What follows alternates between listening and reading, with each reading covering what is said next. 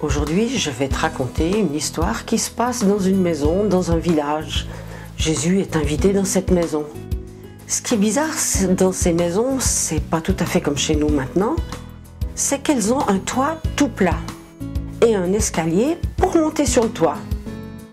Alors, c'est très intéressant parce que sur le toit, on peut entreposer des pots, des graines, on peut étendre sa lessive.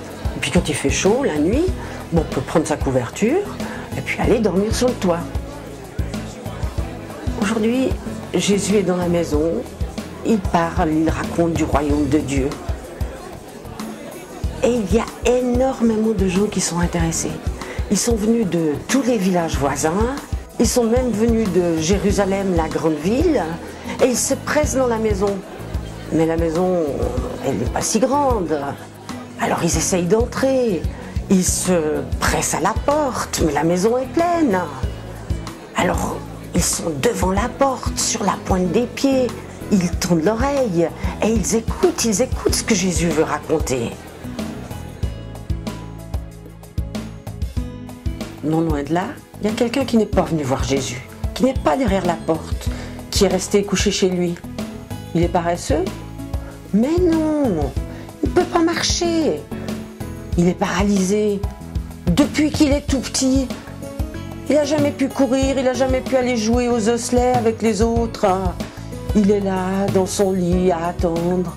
Il est triste, il n'a pas le moral. Et pourtant, il a des amis.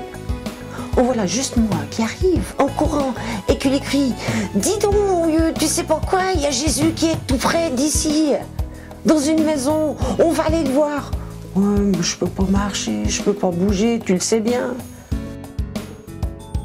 « Mais c'est pas grave, je suis venu avec 3 copains, on va t'embarquer et on va t'amener voir Jésus. » C'est comme ça qu'ils ont pris le paralytique, ils l'ont installé sur sa civière avec une perche et ils ont commencé à traverser le village avec lui.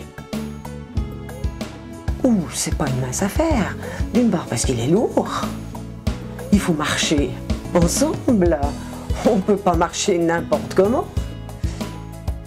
Et puis, il est là, puis il râle, il dit « Tu crois que Jésus va s'occuper de moi ? Oh, tu sais, j'ai pas le moral. » Mais oui, on est convaincus. Tu sais, Jésus, c'est quelqu'un qui s'occupe des gens de n'importe qui. Ouais, mais tu crois que moi, tu sais, je suis paralysé depuis que je suis tout petit. Allez, t'en fais pas, on y va. Jésus, moi je crois que c'est le Fils de Dieu.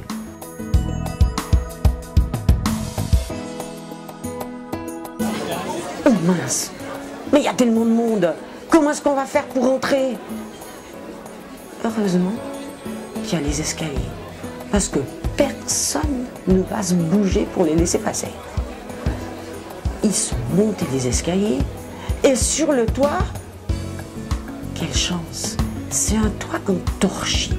Le torchis, c'est des branches, de la terre bien tassée. Pas de problème les amis, on fait un trou, on s'arrangera avec le propriétaire après. Alors, ils ont creusé. Ils ont déplacé la terre, il y avait quelques pierres, il y avait des branchages, ils ont tout poussé. Voilà. Vous croyez vraiment que vous allez me descendre là-dedans? Mais bien sûr, ne t'inquiète pas. Ils l'ont pris, ils l'ont suspendu dans sa natte, ils se sont cramponnés solidement, il fallait le tenir fort. Et ils ont commencé à le glisser le long du trou. Allez, vas-y, t'inquiète pas, nous on y croit en Jésus, on a la foi. Heureusement qu'ils ont la foi pour lui, parce que lui n'est pas très convaincu. Alors les amis le glissent par le trou du toit. Ah, vous croyez que c'était simple de descendre d'un étage comme ça, paralysé dans une natte? Lui, il peut rien faire. Il se cramponne. Et puis, puis il ne connaît pas Jésus. Il n'en sait rien, il ne l'a jamais vu. Qu'est-ce qu'il va dire? Et puis, je ne suis pas quelqu'un de bien. Si encore j'étais, je sais pas, sympa, pas énervé, peut-être qu'il s'occuperait de moi. Mais franchement, je suis souvent de mauvaise humeur. Oh là là, je suis pas si bien que ça, moi. Est-ce que Jésus va s'occuper de moi? Est-ce que Jésus va s'occuper de lui? En attendant, ceux qui s'occupent de lui, c'est les gens qui sont en bas. Ils le retiennent, il ne faut pas qu'il tombe par terre.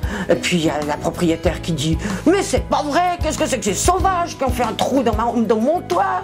Qui c'est qui va réparer maintenant ?» En attendant, le trou il est fait. Le paralytique, il descend. Il arrive au pied de Jésus, tout inquiet, pendant que ses amis là-haut, eux, ne sont pas inquiets. Ils guignent, ils regardent. Il va regarder ce qui va se passer. Eh bien, Jésus est là et il dit au paralytique, oh, il lui dit pas marche sur tes pieds, hein, parce que Jésus il regarde dans le cœur. Et puis dans le cœur, il voit que ce pauvre homme, il est déprimé. Il a beaucoup de choses à se faire pardonner.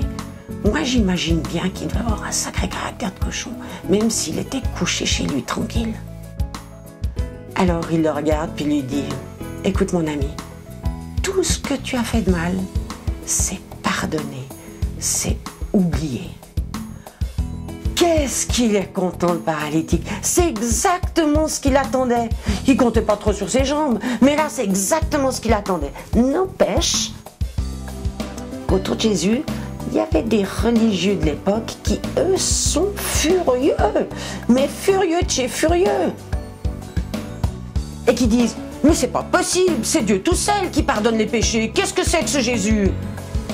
Alors Jésus les regarde et dit, pour vous montrer que je peux aussi pardonner les péchés, eh bien, je dis à ce monsieur paralysé depuis qu'il est petit, lève-toi, marche, et tout d'un coup, vous imaginez ce paralytique qui était toujours coincé dans sa chambre, eh bien, il a sauté sur ses pieds. Oh, il est encore tout maigre, ça c'est sûr. Mais il a sauté sur ses pieds. Et il pouvait marcher. Quelle joie dans la maison. Quelle explosion. Tout le monde qui criait, tout le monde qui chantait, puis dehors qui criait. Qu'est-ce qui se passe? Qu'est-ce qui se passe? Mais il a guéri le paralytique. Et puis la propriétaire du toit troué qui disait, mais c'est pas grave, je suis content qu'il soit venu